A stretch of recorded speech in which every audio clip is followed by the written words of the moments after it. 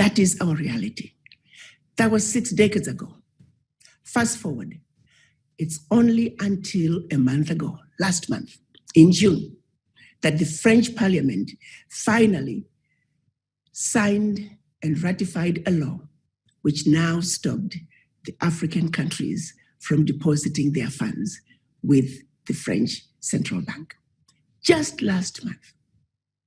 Why did it take so long? Because the fear of France and what France could do to any nation that chooses to oppose France.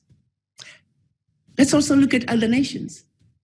The British, the Italians, the Germans, the Portuguese, the Belgians, as they were giving independence to their colonies in Africa, they all gave limited political independence. Economic liberation was completely held back from the Africans. To this day, the average African country, 75% of the employers, the multinationals, they are from the countries that colonized them previously. So if you were colonized by the British, the majority of the employers, the big companies in your country are British. If you were Portuguese, if you were Belgian and German, they control the bulk of the economy. Most recent example would be Glencore, a company called Glencore. It's a British company in Zambia, had not been paying taxes for decades. And the country has been working with them to say, you must pay taxes.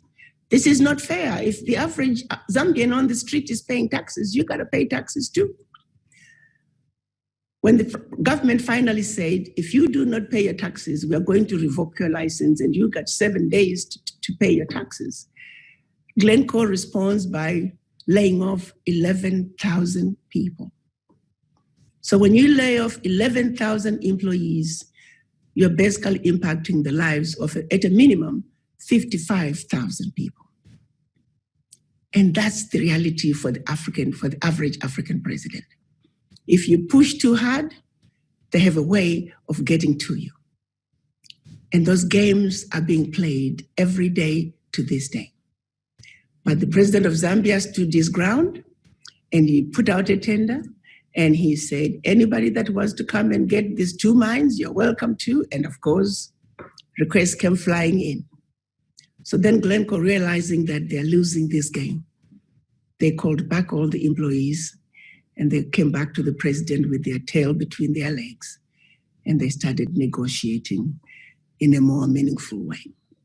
This is going on all across the continent. The multinationals that are doing business in Africa are not paying taxes. They have safe havens that go back to colonization. Britain is well known for having the largest safe havens. They underreport what they are extracting out of the ground. They underreport how much they are selling, whatever it is that they report. The end game is billions, if not trillions, of money that should stay on the continent is going out through the safe havens that are being used by the multinationals. A lot of illegal farming, illegal mining, illegal logging, illegal fishing, illegal trade in exotic plants and animals. All that combined, you are talking trillions getting out of the continent. You look at what's going on in DRC today and Cameroon. They have satellites that are showing them nowadays exactly where the minerals are. The poor villagers don't realize they're sitting on a humongous gold mine, on a humongous coltan mine, on a humongous diamond mine. So what do those who want those diamonds, who want those natural resources do? They take a few soldiers, they take a few young people, they give them alcohol and arm them with M16s and AK-47s. They go kill off a few people and the villagers run away. They stay behind and continue their illegal mining. This is going on up to this day.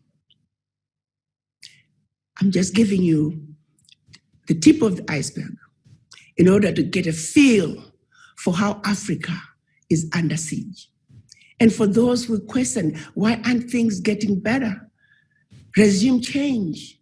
Let's change leadership. Tell me one African country that has a change in leadership and things have changed. None. Why? It's because the fundamentals have not been addressed. You got to understand, Berlin Conference, they met from November of 1884, the colonizers, to February of 1885, precisely to organize themselves so they can see to it that Africa and her children are forever defeated and dominated.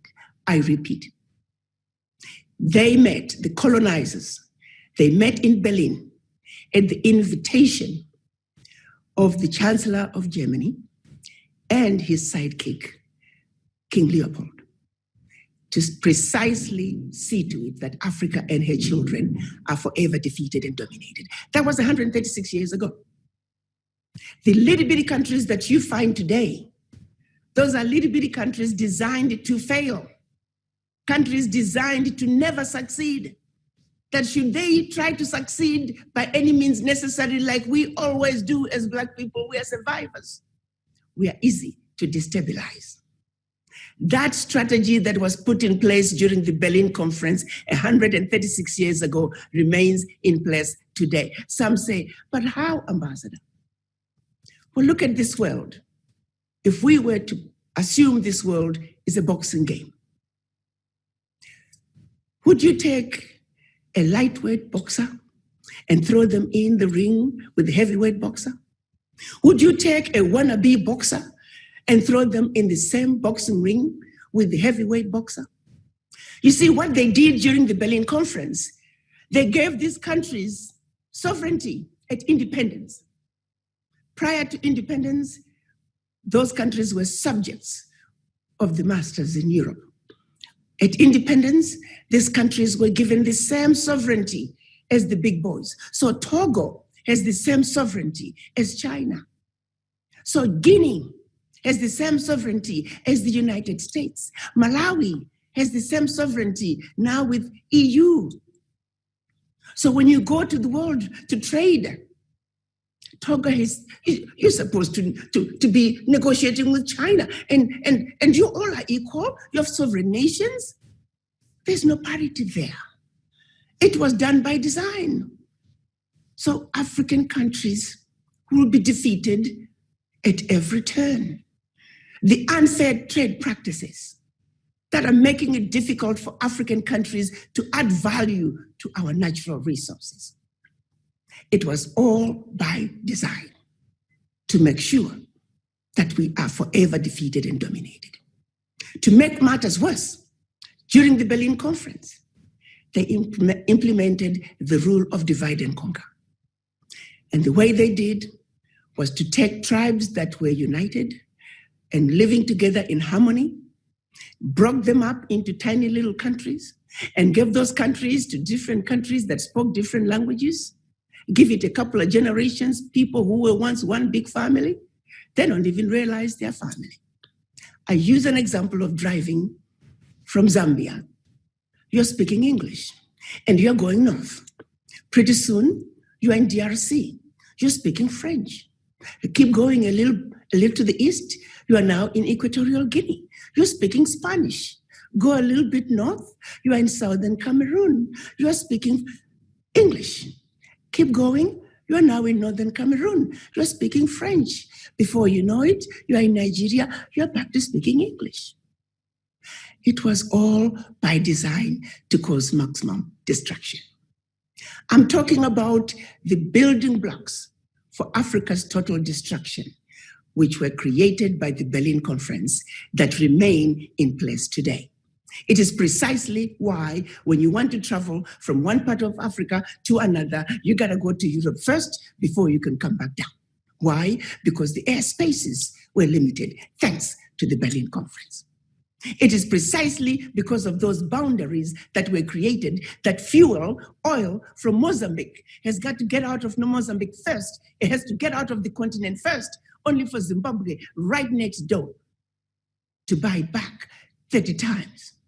You can stand with one leg in Zimbabwe and one leg in Mozambique. And yet, Berlin Conference made it very difficult for us to trade. It's very difficult for a man in Malawi with his Malawi kwacha to buy a product in Nigeria, in Nigerian naira. It's easier to convert the kwacha to the US dollar, the kwacha to the euro or to the British pound, and the naira the same way. All these technicalities we take for granted, they ultimately impact trade. And when you impact trade, you destroy the nations. There is no development. It's easier for a product to go from Egypt, to go from the United States to Egypt, than for a product to go from South Sudan to Egypt.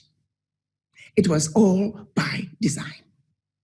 So when I talk about the fundamentals not being addressed, the fundamentals for Africa, they must be addressed through integration, economic integration, political integration, melting of the borders, and completely destroying, killing, and burying the Berlin Conference. The rule of divide and conquer that also made the Africans believe that everything African was bad and everything European was better and more desirable. They sent the Christians, the missionaries, to also teach us. We didn't know about the color black and white before the missionaries came to Africa, before the colonizers, the settlers came to Africa. But they told us about the color black and the color white. And they taught us about the white angels and the black devils. Who has seen the angels? Who has seen the devils? But then they turn around and say, the devil is black and you people are also black. And the angels are white and we are white. Jesus Christ is white, even though the Bible says his skin was crimson. We know it's because when Mary and Joseph were running from Herod, King Herod, they were told to go to Egypt, not to Europe. Because in Europe, they knew he would stand out like a sore tooth. In Egypt, Jesus Christ would blend with others who looked like him. Jesus Christ was a brown man. But they said, never mind that. And even though we white people don't look like a white piece of paper, don't worry, we're white. Now let's go to church. And you need to get on your knees. And you must worship a white Jesus. And you must worship the white angels. And of course, let's dog out the devil that looks like you, black people. It was all by design to criminalize blackness, to make us hate ourselves, and forever be looking to be something that we can never be, white. Have you ever stopped to think about that? Every day you go to church, and you worship an image that does not look like you, an image that will never look like you. And you're dogging the image that looks like you. Complete, total destruction of an individual from a very deep subconscious level.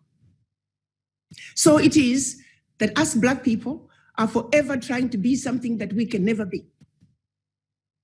So how do we think we can be closer to being white? We think we're educated now. We have a job, we have a house, we have a nice car. We feel we're closer to white people. And now we want to run away from those who look like us because we've made it. All these unnecessary material things that make us believe we're getting closer to what we have been programmed to think is better. And we're busy running away from ourselves. Which brings me to the next pillar of Africa's issues. It is the mind. We have so much self-hate. We do not like each other as black people. We have been programmed to dislike anything that has anything to do with ourselves. So where do we begin? We call that the legacy of slavery and the legacy of colonization. No amount of education, no UCLA degree, no Harvard degree, no Oxford degree can decolonize you, can cleanse you of the legacy of slavery. It's through understanding our history, understanding that you're part of somebody else's agenda, that you're riding somebody else's train, and the train is meeting their agenda, meeting their needs, and none of those needs are part of what you need. It's through understanding our history that we can wake our people up, particularly Black people, to say, listen, this is what is really going on. And until you understand that there are pathways that have been in place, there's an agenda that has been in place to see to it, Black people are forever defeated and dominated. How then do you get out of it? You don't go to the doctor unless you know you're sick. As Black people, we have been so brainwashed that we don't even realize what our normal is. We have been so beaten down. I talk about post-traumatic stress disorder. For us Black people, I call it CTSD, continuous traumatic stress disorder, because our stress continues. We may not be lynched as we know lynching to be, but the lynching continues in other forms. It doesn't matter where you meet Black people. South America, Australia, India, Europe, United States, even in Africa, we're the most disrespected race. Even those foreigners coming to Africa, they feel superior to the African, simply because of the color of our skin. Last time I checked, the ability to produce melanin was not a crime. But we seem to be fallen victim because we have the ability to produce melanin. So Africa 101 is about a recap of our history, our journey as Black people, as a race, where we have been, where we are, what has been done to us before colonization, after independence, what continues to, the games that continue to be played on us, the World Bank, IMF, and the predatory loans they give to the African nations, other private lenders and the games they play with the Africans, to where Africans will forever be paying loans. The average African country is spending over 30% of their GDP on loan repayment. It's unheard of. How does a country grow? There's so many games being played, so many policies, and they keep changing. If it looks like Africans are getting a leg up, the rules of engagements keep changing. To what end? The Black race, if you look through history, is the only race that has been loyal to the white man. Completely loyal. With all that, they raped us, they lynched us, they tortured us, they shot us. And still, we remained loyal. Here we are today, 2020, and the beat goes on. Africa 101, the wake-up call, was my effort to wake up the Black race as well as the white race, to make them realize that as Black people, we are simply asking that we be treated the same way they want to be treated. That what little boys and little girls in Europe want is what little boys and little girls in Africa also want. We are not asking anything more. We are asking the world to do what is right, what is just, and what is fair. Not only to Black people on the continent, but to Black people around the globe. Systemic racism, bigotry, and hate have no room on earth. And the perpetrators of those abuses, to them I say, you may think you're doing a disservice to the Black race, but guess what? You're also doing a serious disservice to your children, grandchildren, and generations to come. Our children, regardless of their skin color, they deserve to live on earth free free to live on this earth the way they wish, without boundaries, without restrictions, and just truly love each other and enjoy humanity, regardless of your race, ethnicity, social status, political affiliations, gender. It is a free world. That's what we want. So Africa 101 is waking up not only Black people, but also Black people to say, this world is ours. Let's enjoy it together as equals, because we are created as equal under God. I thank you.